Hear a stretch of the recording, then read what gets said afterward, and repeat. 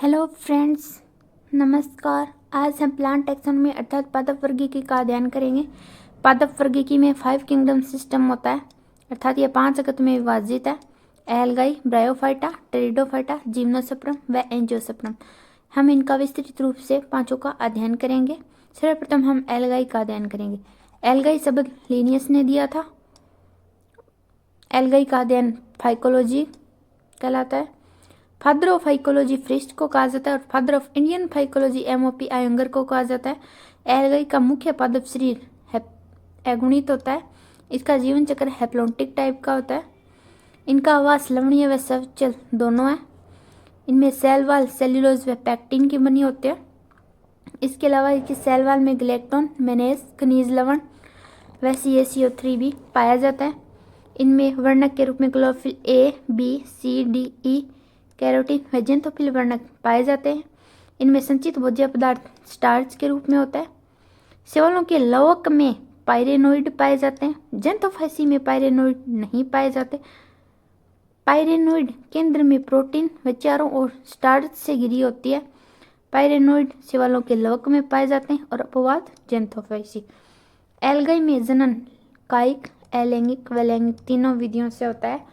लैंगिक जनन के समय बनने वाला पूदानी या एंथ्रेडियम नर जनांग होता है, जबकि अंडदानी या उगोनियम मादा जनांग होता है।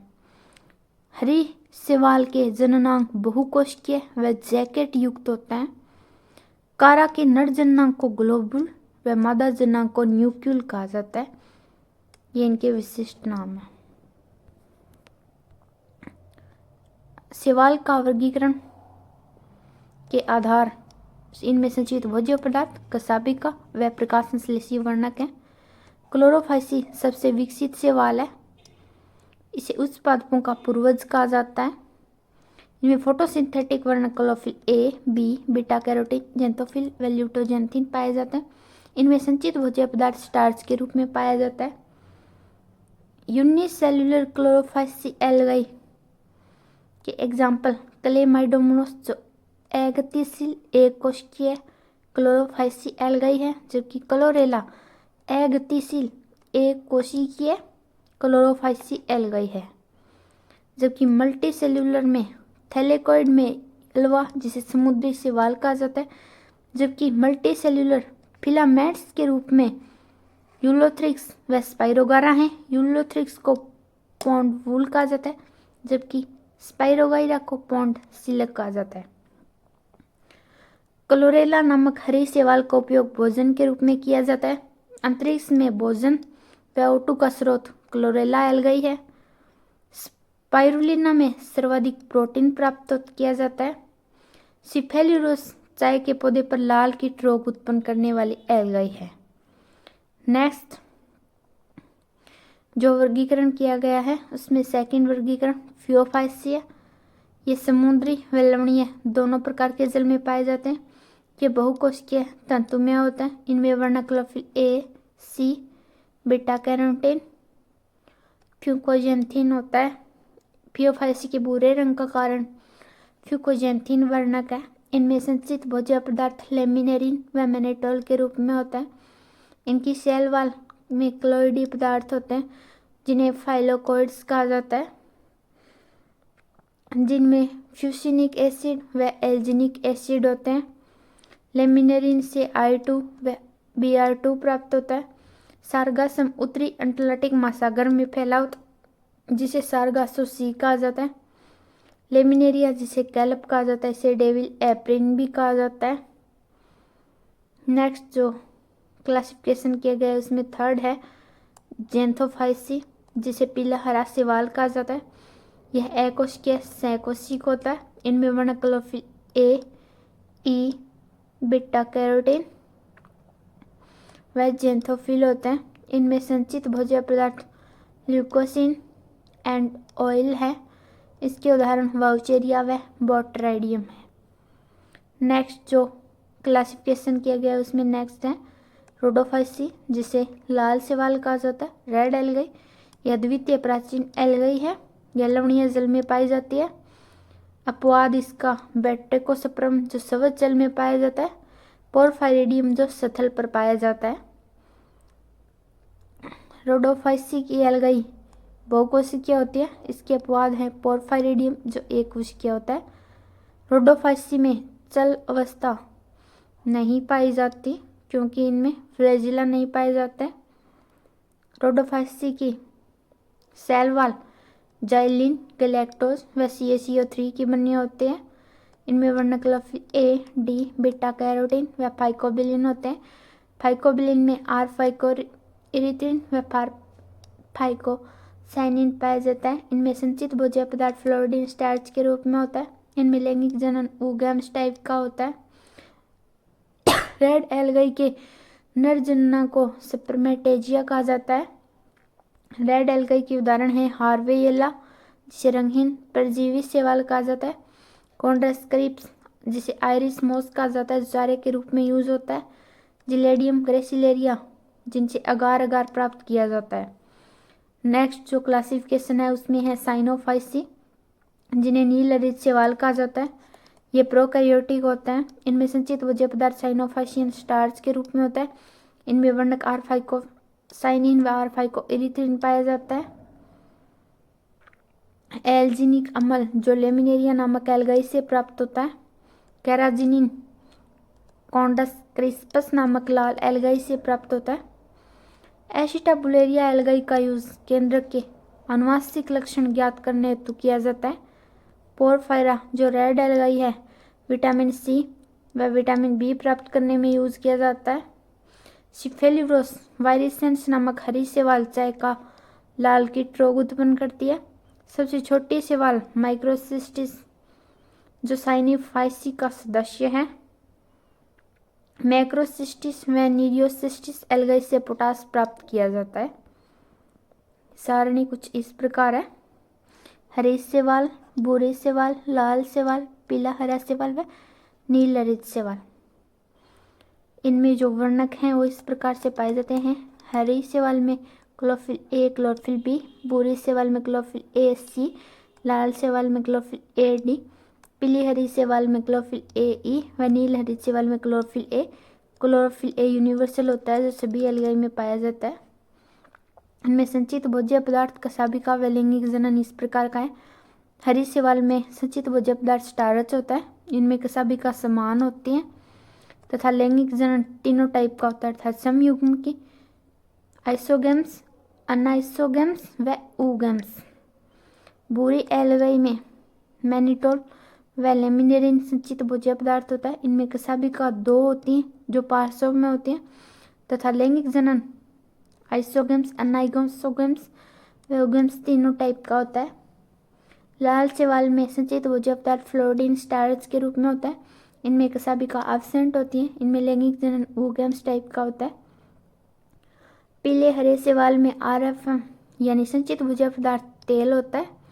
इनमें कसाबिका असमान होती हैं तथा लैंगिक जनन आइसोगेम्स टाइप का होता है। नील हरित शैवाल में संचित भोज्य पदार्थ साइनोफाइसियन स्टार्च होती है। कसाबिका एब्सेंट होती है तथा लैंगिक जनन भी एब्सेंट होता है। नेक्स्ट जो वर्गीकरण हम पढ़ते हैं उसमें हम फंजाई का अध्ययन करेंगे। फंजाई को एक किंगडम है जो 5 किंगडम सिस्टम RS व्हिटेकर में 3rd किंगडम है। फंजाई के अध्ययन को माइकोलॉजी कहा जाता है। फंजाई में क्लोरोप्लास्ट अनुपस्थित होता है अर्थात ये अपना भोजन स्वयं नहीं बनाते हैं। ये हेटेरोट्रॉफिक विषम पोषी होता है। इनमें संचित भोज्य पदार्थ ग्लाइकोजन होता है। एल्गाई और फंजाई से लाइकेन का निर्माण होता है। फंजाई और उच्च पादपों की जड़ से माइकोराइजा का निर्माण होता है। फंजाई की cell wall chitin, protein, lipid व सेल्यूलोज की बनी होती है। ओमाइसीटीज की सेल वॉल सेल्यूलोज की बनी होती है। लोमासोम कवक कोशिका में प्लाज्मा झिल्ली के अंतर्वल बनते हैं जिन्हें लोमासोम कहा जाता है। Blue and green mould penicillium, red and pink mould neurospora, black and brown mould aspergillus. Phycomycetes में कवक तंतु पट रहित होते हैं। इनमें अनेक केंद्रक जीव द्रव्य के रूप में बिखरे होते हैं। ऐसे सेल्स को सिनोसाइटिक अर्थात सहकोशी कहते हैं, उदाहरण राइजोप्स। जबकि एस्कोमाइसिटीज, बेसिडियोमाइसिटीज व ड्यूटेरोमाइसिटीज में कवक तंतु सेप्टेट अर्थात पटयुक्त होता है। फंजाई में जनन कायिक, अलैंगिक व लैंगिक तीनों प्रकार का पाया जाता है, जबकि ड्यूटेरोमाइसिटीज में सेक्सुअल रिप्रोडक्शन एब्सेंट होता है अर्थात लैंगिक जनन नहीं पाया जाता। ट्रियो फंजाई को कवक तंतु की संरचना व लैंगिक जनन के आधार पर 4 क्लासों में विभाजित किया गया है: फाइकोमाइसिटीज, बेसिडियोमाइसिटीज, एस्कोमाइसिटीज व ड्यूटेरोमाइसिटीज। सर्वप्रथम हम फाइकोमाइसिटीज का अध्ययन करेंगे। फाइकोमाइसिटीज को आदिम कवक कहा जाता है।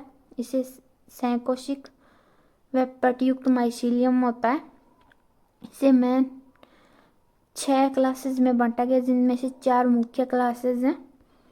फर्स्ट क्लास है काइट्रिडियोमाइसिटीज।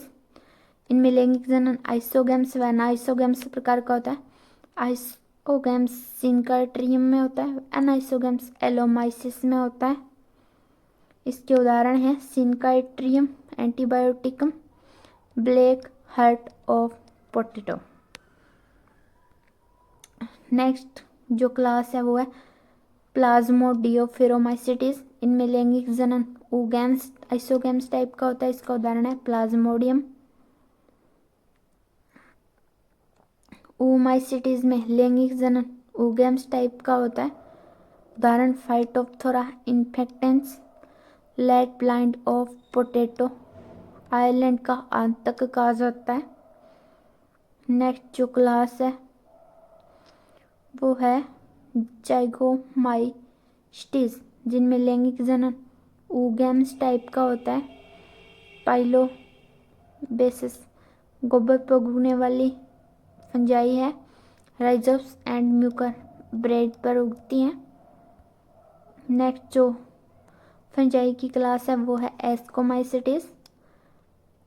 इनमें कवक तंतु एक केंद्रीय होता है व पटयुक्त होते हैं। एस्कोमाइसिटीज में लैंगिक जनन के समय एस्कोस्पोर्स का निर्माण होता है। इस आधार पर इसे एस्कोमाइसिटीज कहते हैं। इसकी 3 अवस्थाएं हैं: प्लाज्मोगेमी, कैरियोगेमी तथा मियोसिस।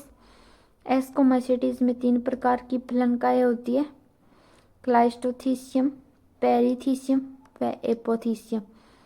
क्लाइस्टोथीसियम में बंद व गोलाकार फलनकाएं होती है। इसकी सब क्लास प्लेक्टोमाइसिटीज है। इसके उदाहरण पेनिसिलियम एस्परजिलस व एराइसिपी हैं। पेरिथीसियम में फलनकाएं फ्लास्कनुमा होती है। पाइरेनोमाइसिटीज इसकी सब क्लास है तथा उदाहरण न्यूरोस्पोरा व कल्विसेप्स है। थर्ड प्रकार की जो फलनकाय है वो है एपोथीसियम। इसमें फलनकाय खुले डिस्क के समान होती है। इसकी सब क्लास है डिस्कोमाइसिटीज। इसके उदाहरण है पेजिजा व मोकेला। नेक्स्ट जो क्लास है वो है बेसिडियोमाइसिटीज, जिन्हें क्लब फंजाई कहा जाता है। माइसीलियम पटयुक्त व एक केंद्र के होते हैं। इनमें विशेष प्रकार के छिद्र पाए जाते हैं जिन्हें डोलिफोर सेप्टम कहा जाता है। ये क्लैप कनेक्शन का फॉर्मेशन करती है, अर्थात इनमें केंद्रक इधर से इधर गमन कर जाता है, जिससे डाइकैरियन अर्थात एक कोशिका में 2 केंद्र की कंडीशन उत्पन्न हो जाती है। इनमें लैंगिक जनन में सोमेटोगेमी व स्पर्मेटाइजेशन है। पक्सिनिया जो बेसिडियोमाइसिटीज की कवक है, इसे कीट या रस्ट रोग होता है। पक्सिनिया ग्रेमिनीस से ब्लैक रस्ट या स्टेम रस्ट होता है। पक्सिनिया रिक्टोडिशिया से ब्राउन रस्ट या लीफ रस्ट होता है। और पक्सिनिया सिट्रीफॉर्मिस से येलो रस्ट या सिट्रीफ रस्ट होता है। पक्सिनिया को अपना जीवन चक्र पूरा करने के लिए 2 पोषकों की आवश्यकता होती है। पक्सिनिया का जीवन चक्र रस्ट साइकिल कहलाता है। ब्रैकेट और सेल्फ फंजाई लकड़ी पर उगना पसंद करते हैं, उदाहरण के लिए पॉलीपोर्स। पपोल्स जो मृतोपजीवी कवक है, इसके उदाहरण है लाइकोपेडेन, क्लेवियटिया, जिनसे क्लेविटिन औषधि प्राप्त होती है जो एंटी कैंसर औषधि है। सबसे स्वादिष्ट मशरूम एगेरिक्स बाइपोर्स होता है और सबसे विषैली मशरूम एमेंसिया मस्केट्स होती है। स्मट फंजाई जो पौधों में कंड रोग उत्पन्न करती हैं, यूस्टिलेगो न्यूडा व यूस्टिलेगो होर्डाई जो में कंड रोग उत्पन्न करती हैं। नेक्स्ट जो क्लास है वो है ड्यूटेरोमाइसिटीज। इनकी खोज पोंटेकॉर्वे व रोपर ने की थी। इनमें लैंगिक जनन एब्सेंट होता है। इनमें पैरासेक्सुअल रिप्रोडक्शन पाया जाता है। इनमें अलैंगिक जनन कोनिडिया द्वारा होता है।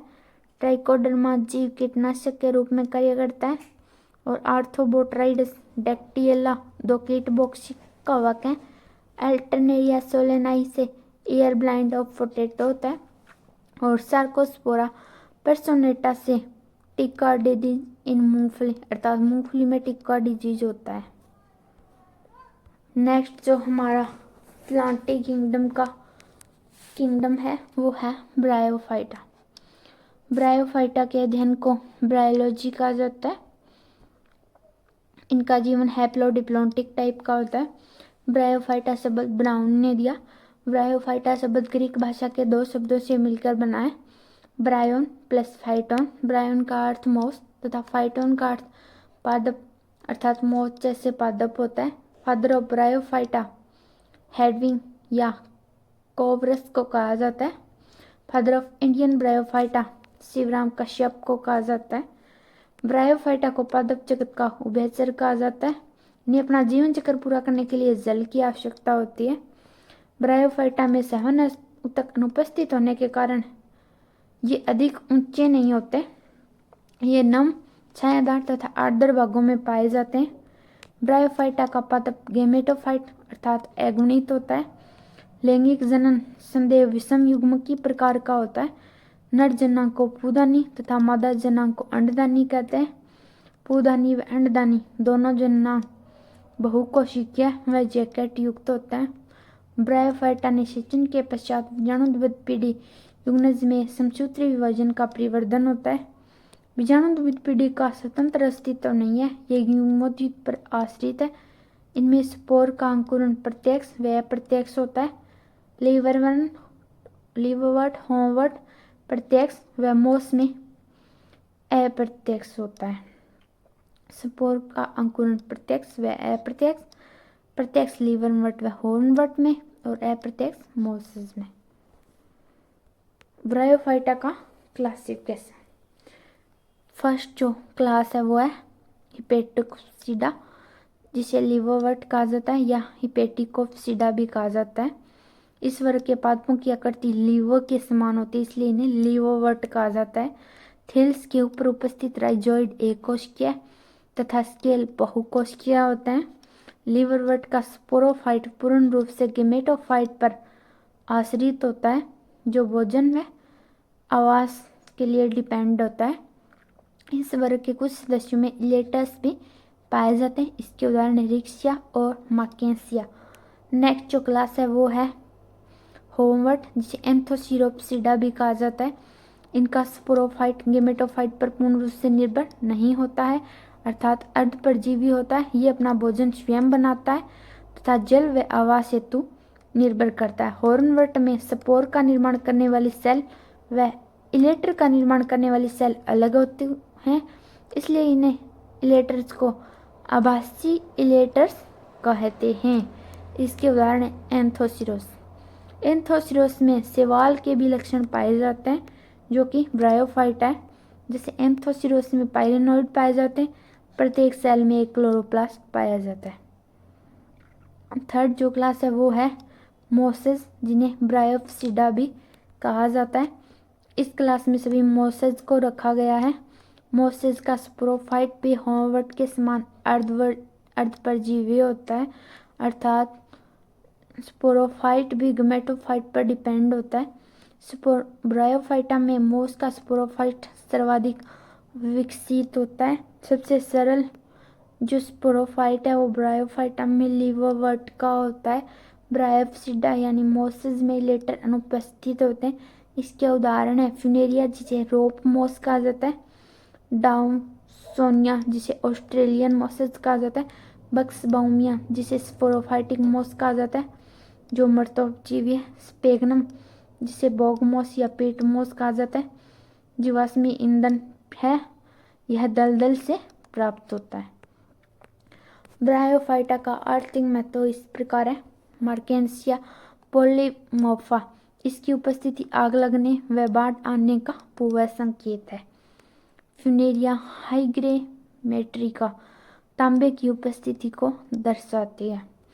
आभासी मोसेस यानी जो मोस नहीं है, जिनको देखकर ऐसा लगता है कि ये मोसेस है, जो एग्जाम्स में कई बार पूछा जाता है, जैसे क्लब मोस जो टेरिडोफाइटा है, आयरिस मोस लाल सिवाल है जिसे कॉन्ड्रीक्रिस्पिस भी कहा जाता है, रेंडियर मोस लाइकेन है जिसका नाम कैलेडोनिया रेंजीफेनिया है, आइसलैंड मोस लाइकेन है जिसका नाम सिटरेरिया आइसलैंडिका है, वोल्फ मोस लाइकेन लेथेरिया है, स्पोनिस मोस ओनियो सप्रम है। नेक्स्ट जो किंगडम है वो है टेरिडोफाइटा। टेरिडोफाइटा स्थलीय पादप है। ये पूर्ण रूप से स्थलीय पादप नहीं कहलाते हैं क्योंकि इन्हें निषेचन के लिए जल की आवश्यकता होती है। फर्स्टली प्लांट है जिनमें 7 उत्तक विकसित होते हैं अर्थात जाइलम व फ्लोएम का निर्माण होता है। इन्हें सवहनीय क्रिप्टोगेम्स कहा जाता है। जबकि इनकी जाइलम व वाहिनिकाएं उपस्थित जबकि वाहिकाएं अनुपस्थित होती हैं। इनके फ्लोएम में सहायक सेल अनुपस्थित होती हैं। इन्हें ट्रेकियोफाइडा कहा जाता है। इनमें भ्रूण का निर्माण होता है इसलिए इन्हें एम्ब्रियोफाइटा भी कहा जाता है। इनका मुख्य पादप काय द्विगुणित होता है जो जड़ तना व पत्ती में विभेदित होता है। टेरिडोफाइटा समबीजाणु व विषम बीजाणु दोनों टाइप के होते हैं। समबीजाणु ज्यादातर जो टेरिडोफाइटा है वो समबीजाणु होते हैं और कुछ विषम बीजाणु होते हैं। विषम बीजाणु टेरिडोफाइटा में एजोला, आइसोइटिस, मार्सेलिया, स्लेजिनेला व साल्विनिया है। जबकि सम बीजाणु एल्गाई व ब्रायोफाइटा भी सम बीजाणु होते हैं और मोस्टली टेरिडोफाइटा सम बीजाणु होते हैं। जीवन चक्र जो है वो सभी कवकों और अधिकांशतः शिवालों का हेप्लोटिक टाइप का होता है। जबकि फ्यूकस एक एल्गाई है जो द्विगुणित होती है यानी डिप्लोटिक टाइप का लाइफ साइकिल दर्शाती है। सम बीजाणु टेरिडोफाइटा का लाइफ साइकिल हैप्लोडिप्लोटिक लाइफ साइकिल कहलाता है जो इस प्रकार है। मुख्य पादप शरीर बीजाणुबद्ध होता है जो 2n होता है। जड़ तना व पत्ती में विभेदित होता है। इनमें जो पत्तियां होती हैं जिन पर बीजाणु का निर्माण होता है उन्हें स्पोरोफिल कहा जाता है जो द्विगुणित होती हैं।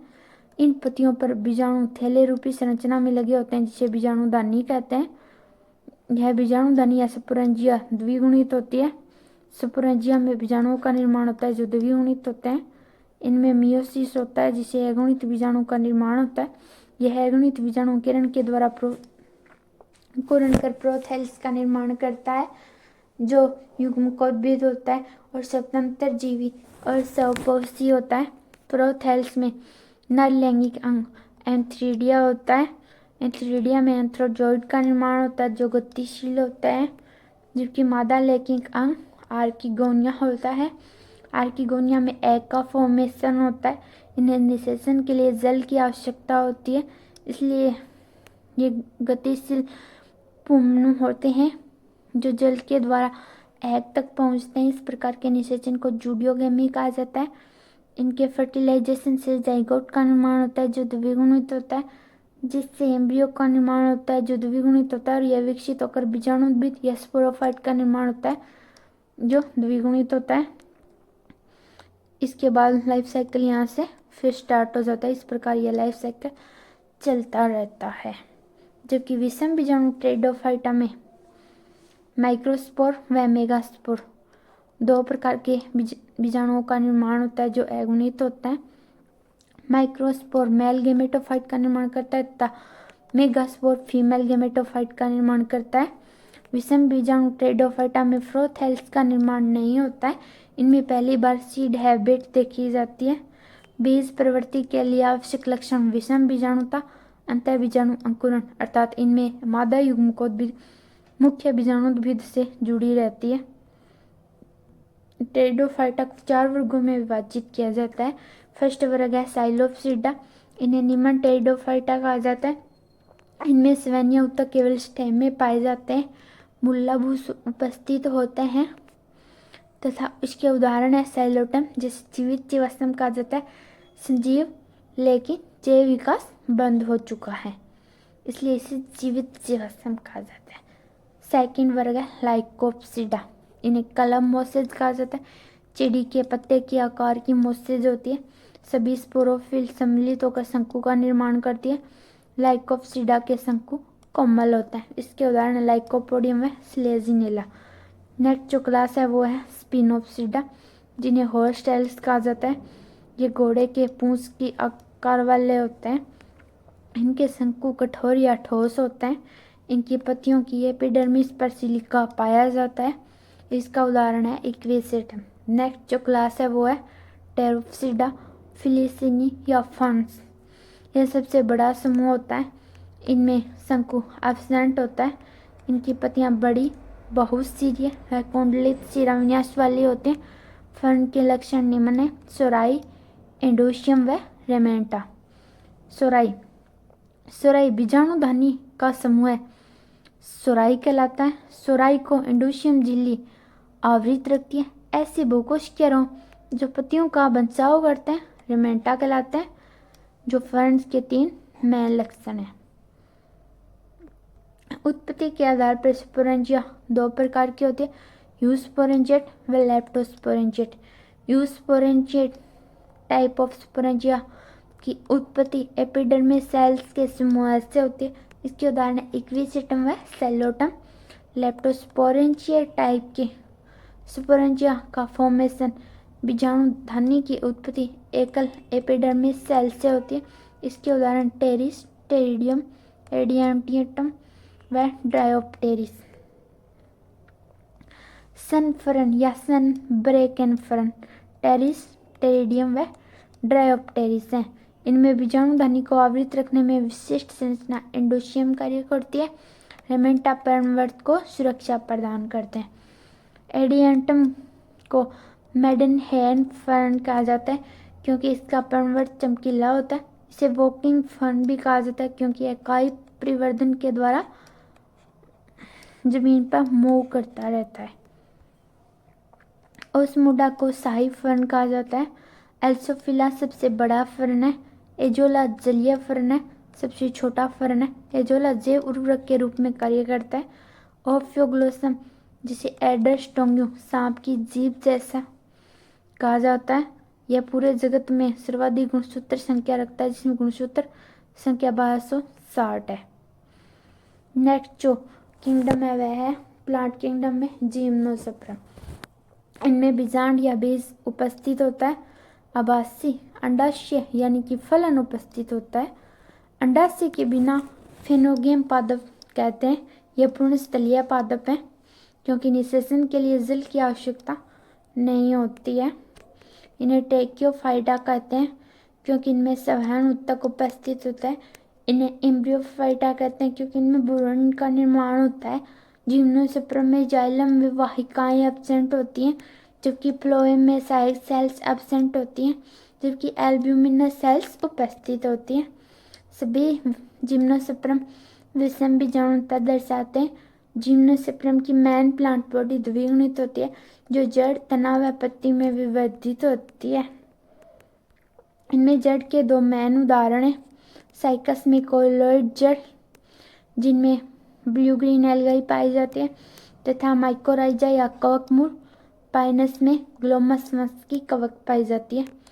मृद बुद्धि अनुकूलन अर्थात कुछ जिम्नोस्पर्म में मृद बुद्धि अनुकूलन पाए जाते हैं जो जल की कमी वाले क्षेत्रों में पाए जाते हैं और वाष्पोत्सर्जन कम करने हेतु अनुकूलित होते हैं। इनमें पत्तियां नीडल लाइक सुई शेप की होती हैं। इनमें क्यूटिकल की मोटी परत पाई जाती है। इनमें धसे हुए रंध्र पाए जाते हैं अर्थात संकन स्टोमेटा पाए जाते हैं। जिम्नोस्पर्म में सभी एक लिंगाश्री अर्थात डायोसियस होते हैं, यानी कि भिन्न भिन्न पादप होते हैं।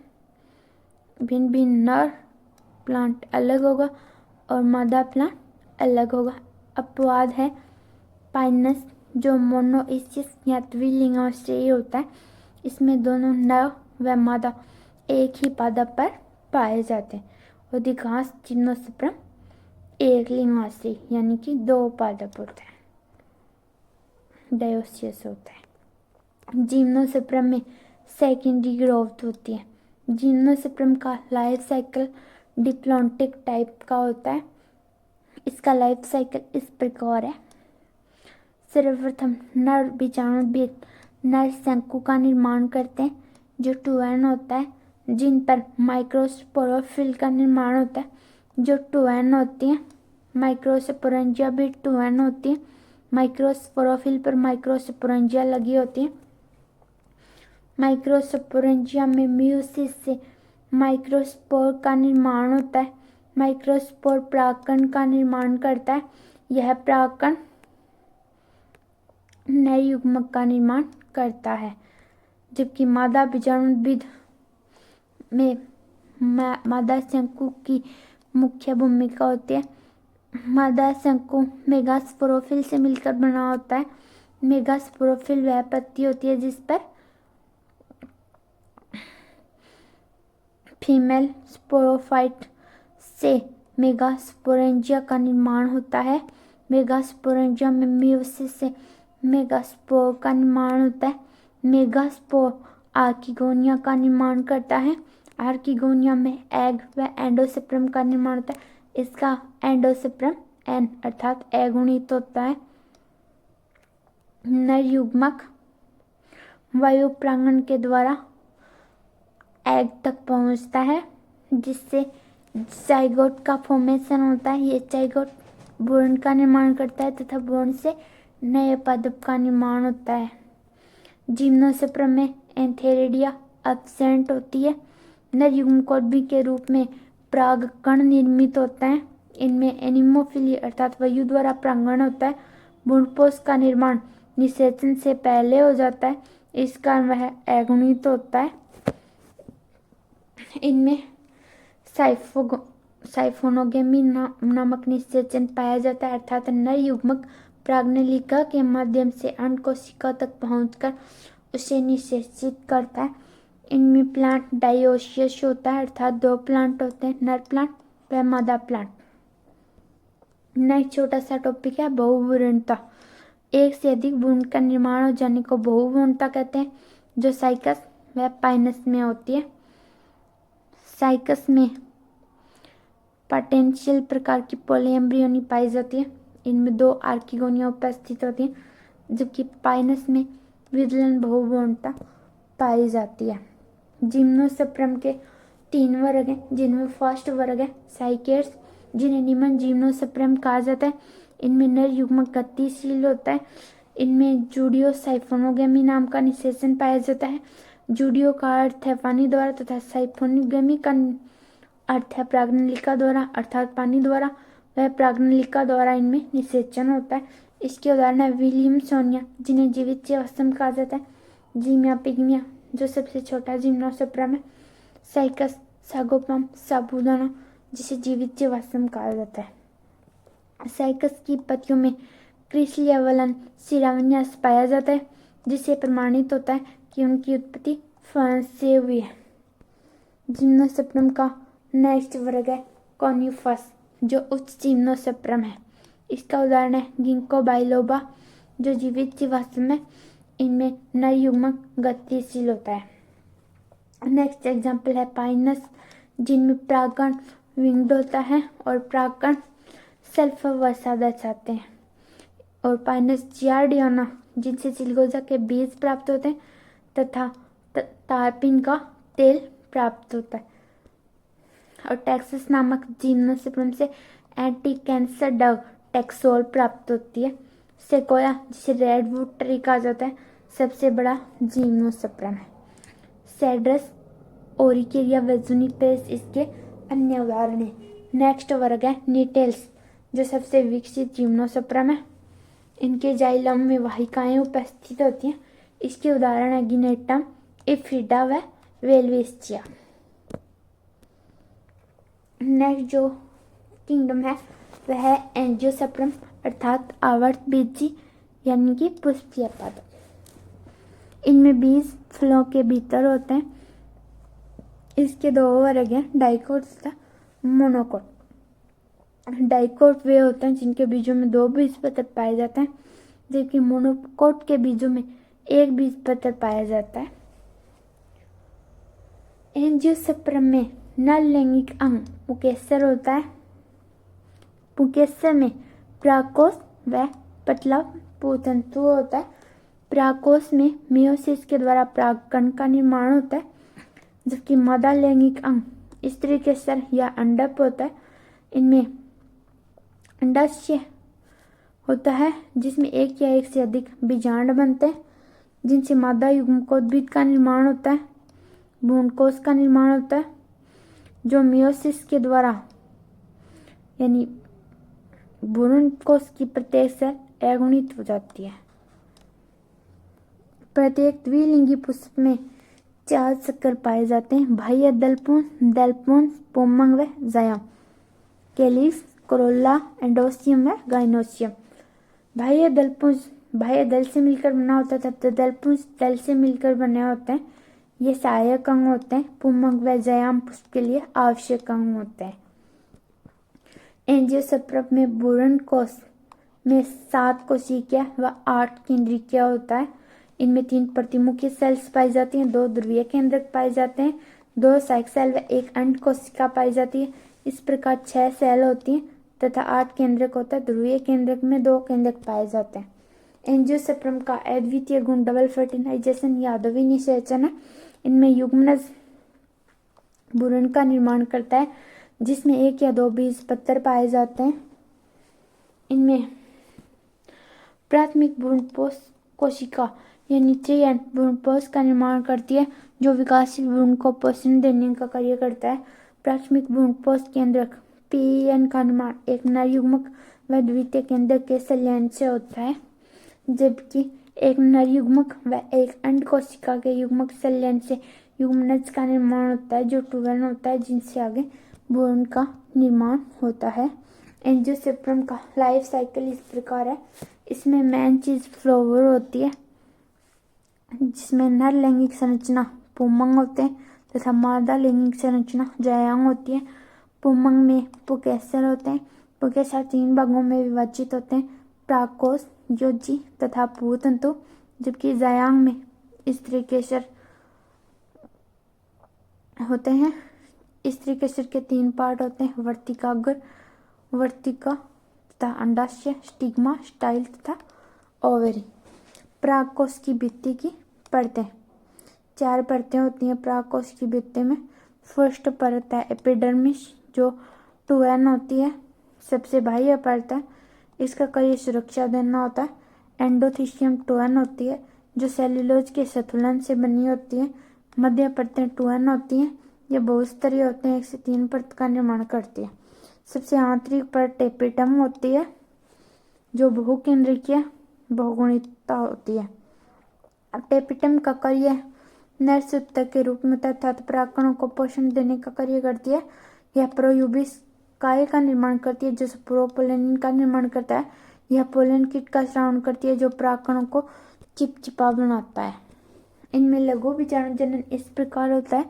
परागकोश में भीतर की ओर पेरेन्काइमा सेल्स का समूह पाया जाता है।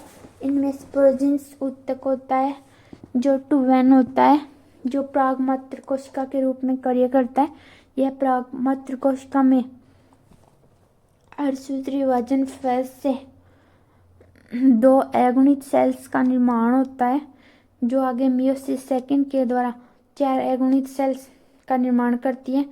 यह 4 अगुणित बीजाणुओं का निर्माण होता है। ये 4 अगुणित बीजाणु क्लोज नामक परत से जुड़े होते हैं। इसे माइक्रोस्पोर टेट्राड कहा जाता है जो चतुष्क होता है और यह आगे मोनोकोट व डाइकोट 2 भागों में डिवाइड होता है। मोनोकोट में बीज संरचना इस प्रकार होती है तथा मोनोकोट में बीज संरचना इस प्रकार होती है। डाइकोट में बीज चतुष्फलकीय होते हैं जबकि मोनोकोट में बीज समद्विपार्श्व होता है।